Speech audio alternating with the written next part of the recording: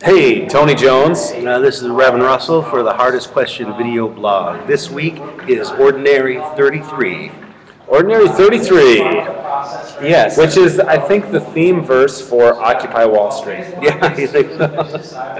I mean, so we're recording this. I mean, I'm sure you're watching this 50 or 100 years from now. Right. In the YouTube archives.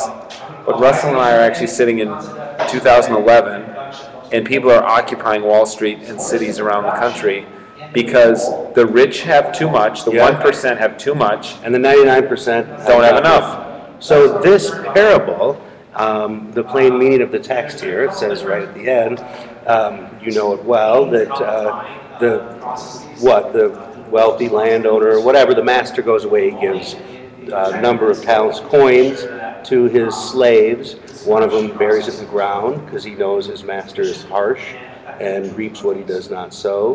Right. And then he gives 2 to another one, or 5 to another, whatever, and the various people go out and they make more money for it. And the one just didn't make any interest or double his money, didn't invest wisely. Right. And so the takeaway at the end is for those who have, more will be given to them, and they will have abundance. But those who have nothing, little, even that will be taken away from them. And then take that slave who did nothing and throw him into the outer darkness where there's weeping and gnashing of teeth. Right. So I don't know. I mean, well, look. Here's the deal. Like a lot of us who are on the progressive side of the ledger of the Christian balance sheet, we weep and moan about prosperity theology and Kenneth Copeland and Mac Hammond and all these guys. The problem is there's just enough in the biblical text for them to have, for their movement to have substantiation, for them to point to Scripture and say, look, it says to this text particularly. It says that God will increase your bounty if you invest it with earnest, and if you make interest on it, it will all come back to you tenfold, 100-fold. And that is actually your spiritual duty to go out and make more. I mean, or in fact, if you don't, if you just stick it in your mattress, you'll be thrown into the outer darkness. Now, the way that a lot of progressive Christians get around this is say that the talents don't mean money. It means kind of what are your charisms? Do you use what you're good at for the kingdom?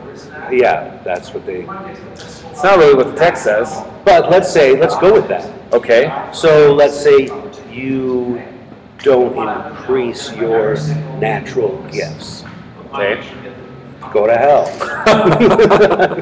It's still not, it's not, So preaching it, I think that my challenge is this ethical challenge, right? That unless you use what God has given you, it will be taken from you, or you'll lose it, or something. Yeah.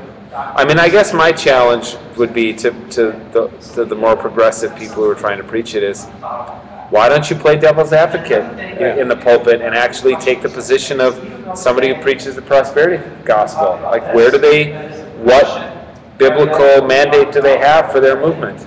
I think that's always a good tack to take, and then let the congregation respond. Yeah, why not? What do you got to lose? What are they going to do, fire you? What do you got to lose? Your talent. Your eternal salvation. Right. All right, well, good luck. Let us know on the comment section of the blog how you preach this.